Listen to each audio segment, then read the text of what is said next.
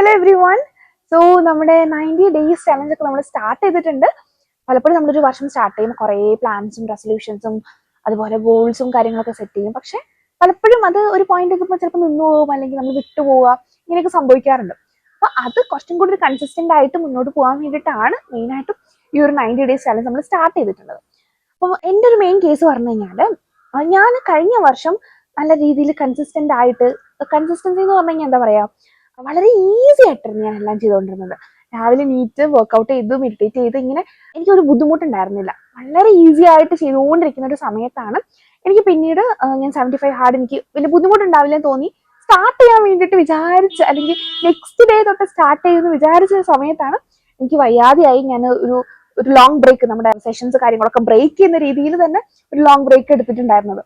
അപ്പൊ ഞാൻ വിചാരിച്ചു എന്തായാലും ഈ വർഷം അത് ചെയ്യണം. 75 ഹാർഡ് ഞാൻ ചെയ്യുന്നുണ്ടാവില്ല, പക്ഷെ കാരണം അതിലുള്ള കുറച്ച് കാര്യങ്ങൾ എനിക്ക് വേണ്ട എന്ന് തോന്നിയതുകൊണ്ടാണ് ഞാൻ 90 ഡേയ്സിന് കുറച്ച് ഡിഫറെന്റ് ആയിട്ടുള്ള കാര്യങ്ങൾ വെച്ചുകൊണ്ട് സ്റ്റാർട്ട് ചെയ്യുന്നത്. ഓക്കെ, അപ്പം ഞാൻ ഹാബിറ്റ്സിനെ പറ്റി പറയുമ്പോൾ എനിക്ക് അപ്പോൾ മൈ ജേർണിയുടെ സ്റ്റോറി അല്ലെങ്കിൽ സൺഫ്ലെയിമിന്റെ സ്റ്റോറി അറിയുന്നവർക്ക്, ഇപ്പൊ നമ്മുടെ സെഷൻസിലൊക്കെ ഉള്ളവർക്ക് അറിയുമായിരിക്കും. ഞാനത് വേറൊരു വീഡിയോ ഞാൻ ചെയ്യുന്നുണ്ടാകും. നമ്മുടെ സൺഫ്ലെയിമിന്റെ അല്ലെങ്കിൽ മൈ ജേർണി സ്റ്റാർട്ട് ചെയ്ത് ആ ഒരു ഫേസ് വളരെ ഡിഫിക്കൽട്ട് ആയിരുന്നു. ഞാൻ ഇമോഷണലിയും മെന്റലിയും ഒക്കെ വളരെ വീക്കായിട്ട്, നമ്മുടെ ഈ ബാറ്ററി ഒക്കെ 0 ആയി എന്നുള്ളൊരു ലെവൽ ഉണ്ടാവില്ല.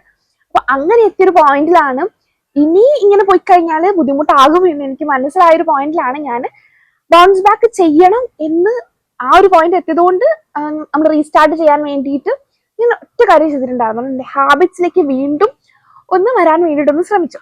ഇപ്പൊ ഞാൻ എൻ്റെ കാര്യം പറയുവാണെങ്കിൽ, മെയിനായിട്ടും വളരെ ഡിസിപ്ലിൻഡ് ആയിട്ട് അല്ലെങ്കിൽ നല്ല രീതിയിൽ ഹാബിറ്റ്സ് കൊണ്ടുപോയിക്കൊണ്ടിരുന്ന ഒരാളാണ് ഞാൻ. എൻ്റെ ഡിഗ്രി ഫസ്റ്റ് ഇയറിലൊക്കെ ഞാനൊരു 5 o'clock പക്ക എണീക്കും. ഒരു 4:50 4:45 വളരെ ഈസി ആയിട്ട് എണീറ്റ് 5 തൊട്ടിട്ട് മെഡിറ്റേറ്റ് ചെയ്യുന്നു, വർക്ക്ഔട്ട് ചെയ്യുന്നു. വളരെ ഡിസിപ്ലിൻഡ് ആയിട്ട് ബ്യൂട്ടിഫുൾ ആയിട്ട് പോയിക്കൊണ്ടിരുന്ന ഒരു ലൈഫായിരുന്നു.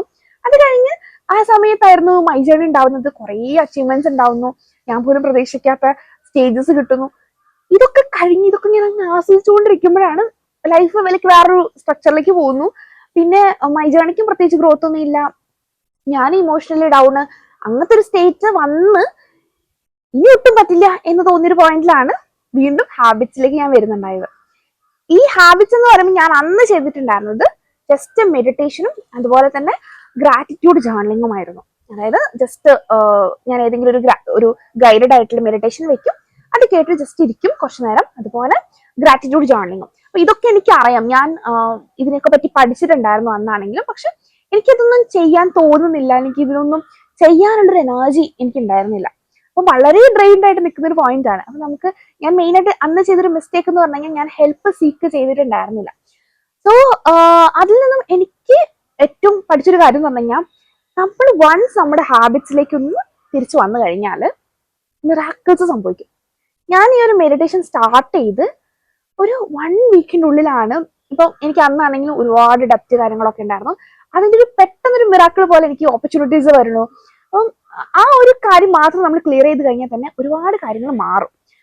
അപ്പൊ അങ്ങനെയാണ് ഞാൻ വീണ്ടും ഈ ഒരു ചലഞ്ച് പോലെ കുറച്ച് പേർക്കും കൂടെ ഹെൽപ്ഫുൾ ആവുമല്ലോ എന്ന് വിചാരിച്ചിട്ടാണ് ഈ ഒരു ചലഞ്ച് ഞാൻ സ്റ്റാർട്ട് ചെയ്തത്. നമ്മൾ മെയിനായിട്ടും ഈ ഒരു ചലഞ്ച് കൊണ്ട് ഉദ്ദേശിക്കുന്നതെന്ന് പറഞ്ഞു കഴിഞ്ഞാൽ, ഓൾവേസ് നമ്മളൊന്ന് റിജുവനേറ്റ് ചെയ്യുക, നമ്മളുടെ അച്ചീവ്മെന്റ്സ് ഓരോ ദിവസവും കാണുക. കാരണം നമ്മൾ ഓരോ ദിവസവും നമ്മൾ പ്ലാൻ ചെയ്ത് കുറച്ച് കാര്യങ്ങൾ ചെയ്ത് കഴിയുമ്പം നമുക്ക് തന്നെ ഒരു വല്ലാത്തൊരു ഫീലാണ്. നമുക്ക് കൊടുത്ത പ്രോമിസസ് ഒക്കെ ചെയ്ത് കഴിയുമ്പോൾ ഒരു സാറ്റിസ്ഫാക്ഷനും കാര്യങ്ങളൊക്കെ കിട്ടുന്നുണ്ടാകും. അപ്പൊ ഞാൻ ഈ ഒരു ചലഞ്ച് ചെയ്യുന്നവർക്ക് വേണ്ടിയിട്ടുള്ള ഗൈഡ് ലൈൻസ് അല്ലെങ്കിൽ ഞാൻ ചെയ്യുന്ന കുറച്ച് കാര്യങ്ങൾ ഞാൻ പറഞ്ഞുതരാം. ആദ്യത്തെ കാര്യം എന്ന് പറഞ്ഞു കഴിഞ്ഞാൽ, ഇതിന് വേണ്ടിയിട്ട് ഒരു ഹാബിറ്റ് ട്രാക്കർ സെറ്റ് ചെയ്യുക എന്നുള്ളതാണ്. ഇപ്പൊ മൈ ജേർണി യൂസ് ചെയ്യുന്നവരാണെങ്കിൽ ആ ഒരു ഹാബിറ്റ് ട്രാക്കർ യൂസ് ചെയ്യാം. നമുക്ക് മന്ത്ലി ട്രാക്കേഴ്സ് ഉണ്ടാകും. മൈ ജേർണിയിൽ തന്നെ നമുക്ക് ഓരോ പേജസും ഇതിന് വേണ്ടിയിട്ട് യൂസ് ചെയ്യാനുള്ള രീതിയിലാണ് നമ്മൾ പ്രിപ്പയർ ചെയ്തിട്ടുള്ളത്. അപ്പോൾ അതുപോലെ ഈച്ച് പേജിലും നമുക്ക് ഡെയിലി ടു ഡു ലിസ്റ്റ് കാര്യങ്ങളൊക്കെ പ്രിപ്പയർ ചെയ്യാം. അപ്പം ആ ഒരു ഹാബിറ്റ് ട്രാക്കർ യൂസ് ചെയ്യാം. ഈ ഹാബിറ്റ് ട്രാക്കറിൽ നമ്മൾ എന്തൊക്കെ ഹാബിറ്റ്സ് ആണ് ഈ ഒരു 90 ഡേയ്സും കൊണ്ടുപോകാൻ പോകുന്നത് എന്നുള്ളത് തീരുമാനിക്കാം. ഞാൻ എപ്പോഴും പറയുന്നത്, ഒരുപാട് ഹാബിറ്റ്സ് പൈലപ്പ് ചെയ്ത് വെക്കണ്ട. ഒരു 10 ഹാബിറ്റ്സ് ഒക്കെ ഞാൻ എന്നും 90 ഡേയ്സ് കൊണ്ടുപോകുന്നൊക്കെ പറഞ്ഞു കഴിഞ്ഞാൽ പ്രാക്ടിക്കലി പോസിബിൾ ആണ്, പക്ഷെ അത് നമുക്ക് കുറച്ചൊരു ബേർഡൻ ആയിട്ട് വരുന്നുണ്ടാവും. ഞാൻ പറയാ 3 to 5 ഇത്ര ഗോൾസ് മതി, അല്ലെങ്കിൽ ഇത്ര ഹാബിറ്റ്സ് മതി. ഇപ്പൊ ഞാൻ ചൂസ് ചെയ്തിട്ടുള്ള ഹാബിറ്റ്സ് എന്ന് പറഞ്ഞു കഴിഞ്ഞാൽ മെഡിറ്റേഷൻ, ജേർണലിങ്, അതുപോലെ എക്സസൈസും റീഡിങ്ങും ഈറ്റ് ഹെൽത്തി, ഈ 5 കാര്യങ്ങളാണ് ഞാൻ പ്ലാൻ ചെയ്തിട്ടുള്ളത്. ഈ 5 കാര്യവും ഞാൻ എന്നും ചെയ്യുന്നുണ്ടെന്നുള്ളത് ശ്രദ്ധിക്കുക. അതുപോലെ ഇതിന്റെ കൂടെ എക്സ്ട്രാ ആയിട്ട് എനിക്ക് വേണ്ടുന്ന കാര്യങ്ങൾ ഞാൻ ആഡ് ചെയ്തിട്ട് ഞാൻ ചെയ്യുന്നുണ്ടോ, പക്ഷെ അത് എനിക്ക് ഭയങ്കര ഇമ്പോർട്ടന്റ് ആയിട്ടെന്നുള്ള രീതിയിൽ ഞാൻ വെക്കുന്നില്ല. പകരം ബാക്കിയുള്ള 5 കാര്യത്തിൽ ഫോക്കസ് ചെയ്യുക എന്നുള്ള രീതിയിലാണ് ഞാൻ വിചാരിച്ചിട്ടുള്ളത്.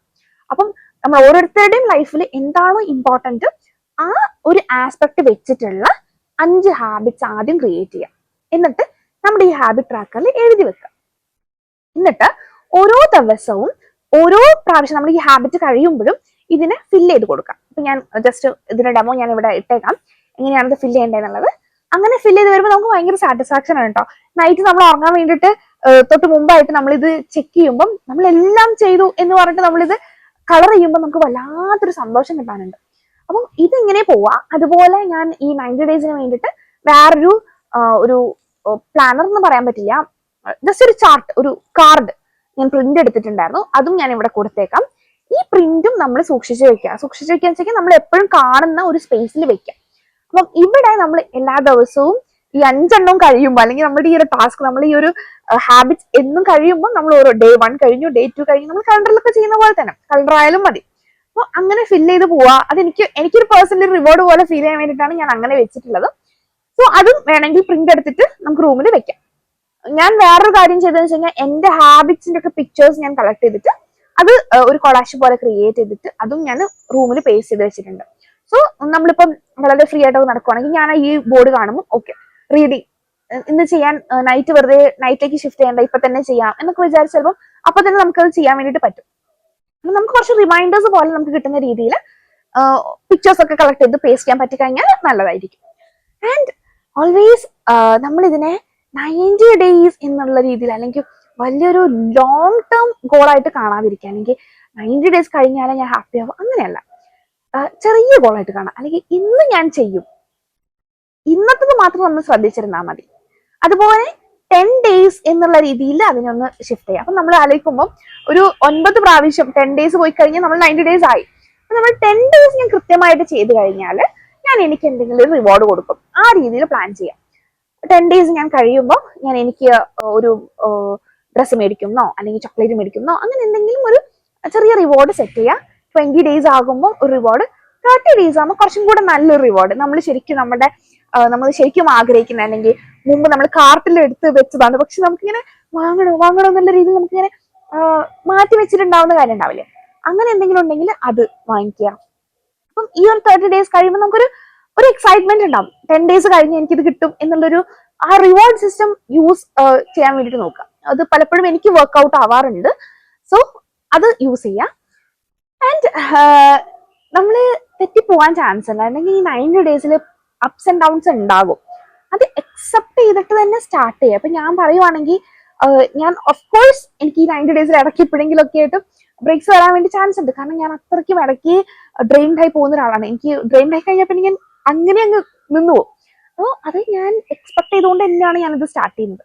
പക്ഷെ ഇങ്ങനെ സംഭവിച്ചാലും എന്റെ മാക്സിമം എനിക്ക് ചെയ്യുന്ന രീതിയിൽ ഞാൻ ചെയ്യും.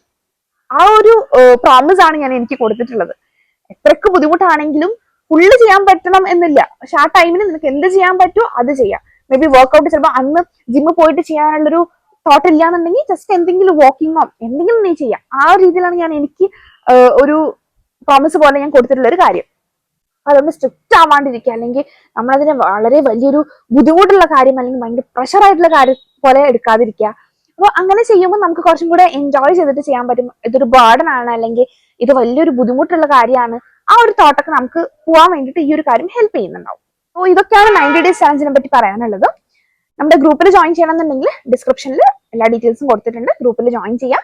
ഡെയിലി കുഞ്ഞു റിഫ്ലക്ഷൻ ക്വസ്റ്റ്യൻസ് ഒക്കെ വരുന്നുണ്ടാകും. ആ ക്വസ്റ്റ്യൻസിനൊക്കെ ആൻസർ ചെയ്യാൻ വേണ്ടി നോക്കാം. അതുപോലെ ഒരു സെപ്പറേറ്റ് ഗ്രൂപ്പും കൂടി ഉണ്ട്. അവിടെ നമ്മളൊരു അക്കൗണ്ടബിലിറ്റി പോലെ, അതായത് ഓരോ കാര്യങ്ങൾ ചെയ്ത് കഴിയുമ്പോൾ ഫോട്ടോസ് അപ്ലോഡ് ചെയ്യാൻ വേണ്ടിയിട്ടൊക്കെ ഒരു സെപ്പറേറ്റ് ഗ്രൂപ്പും കൂടി ഉണ്ട്. So B A part of A community. അതുപോലെ ജേർണൽസും പ്ലാനേഴ്സ് കാര്യങ്ങളൊക്കെ വേണമെന്നുണ്ടെങ്കിലും എനിക്ക് ജസ്റ്റ് ഒന്ന് മെസ്സേജ് അയച്ചിരുന്നാൽ മതി. കണക്ട് ചെയ്യാം. B A part of the community. അതാണ് എപ്പോഴും ഞാൻ പറയുന്ന കാര്യം. നമ്മുടെ ഈ ഒരു കമ്മ്യൂണിറ്റിയിൽ ഇടയ്ക്ക് നമ്മൾ ഫ്രീ ആയിട്ട് സെഷൻസ് കാര്യങ്ങളും അതുപോലെ ഒരുമിച്ചുള്ളൊരു ഗ്രോത്ത് എന്നുള്ളതാണ് എന്റെ മെയിൻ ഒരു വിഷൻ ആയിട്ടുള്ളത്. So thank you so much for watching and all the best. ഈ 90 ഡേയ്സും വളരെ ബ്യൂട്ടിഫുൾ ആയിട്ട്, വളരെ പ്രൊഡക്റ്റീവ് ആയിട്ട്, ഓരോ ദിവസവും നമുക്ക് എൻജോയ് ചെയ്യാൻ പറ്റുന്ന ഓരോരോ കുഞ്ഞു കുഞ്ഞു മെമ്മറീസ് ആണെങ്കിൽ പോലും നമ്മൾ അതിനെ വളരെയധികം ഇഷ്ടപ്പെട്ടുകൊണ്ടുള്ള രീതിയിൽ നമുക്ക് കൊണ്ടുപോകാൻ വേണ്ടിയിട്ട് പറ്റട്ടെ. All the best. Thank U.